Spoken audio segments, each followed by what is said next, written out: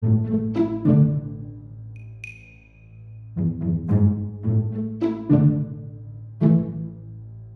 everyone, and welcome to a tutorial on how to create a mod for the game Space Engineers.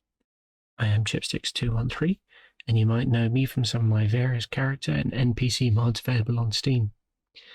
This is the first part of a tutorial series to try and help new people get into modding.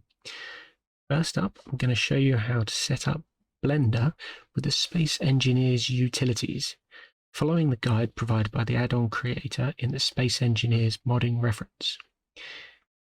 Links to the reference and more information are down in the video description.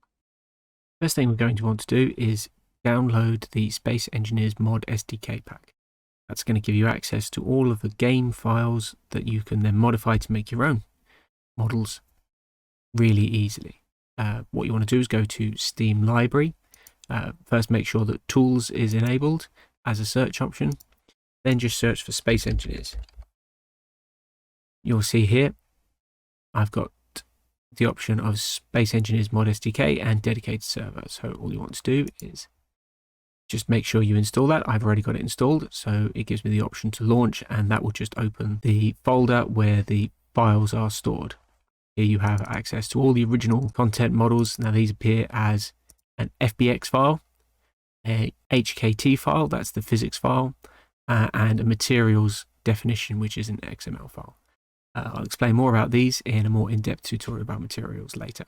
Next, you're going to want to download these two from the link below, and then we're going to install Havoc first. This is a piece of software from a few years ago. Just follow the installation as you would any other. Make sure to keep a note of the precise folder where it installs, where you decide to install it, as you're going to need that later on. Do not move it from that location, as it will break the tool and prevent you from being able to create your own models. Then we just have this zip file. Don't extract this zip file. This is how Blender imports add-ons within its software. We'll go into Blender. Here we have a nice fresh installation of Blender 3.0. Go down to Preferences, Add-ons, Install. Just take that location where you've saved the add-on, select the zip file and click Install. Once it's installed, it'll give you the option of enabling the add-on, and then you'll be able to fill in the preferences. First thing, game directory. Normal game directory for me is the standard program files installation for Steam.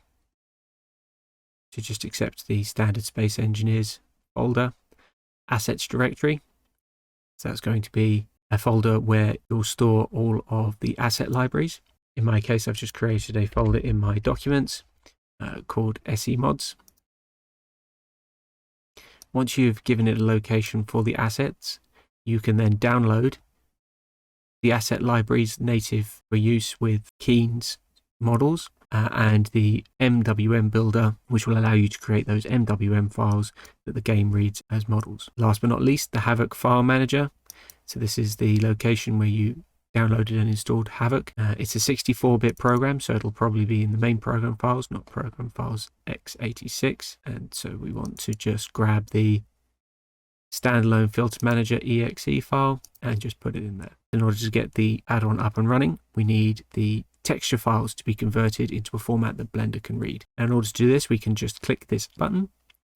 In order to do that, I recommend you first open the console window with this handy button here, because that will allow you to see the progress. I'm just going to click that, get my console window back open, and probably go and get a cup of coffee while it takes its time to install.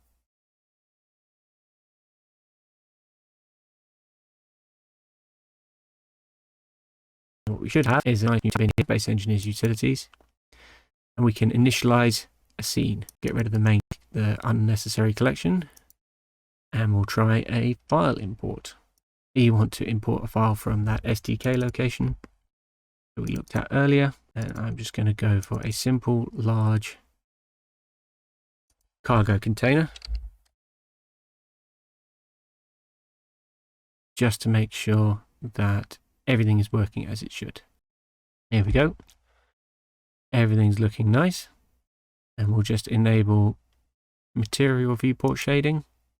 And there we go. One small large grid cargo container with all its materials as it would appear in-game. Here's just another example, is an H2 generator, just to make sure that some of the transparent materials, such as this glass panel here, are all working properly, and that's all looking pretty cool. Okay, in the next tutorial, I'm going to show you how to set up a simple model and get it to play in Space Engineers. But until then, I'll see you next time.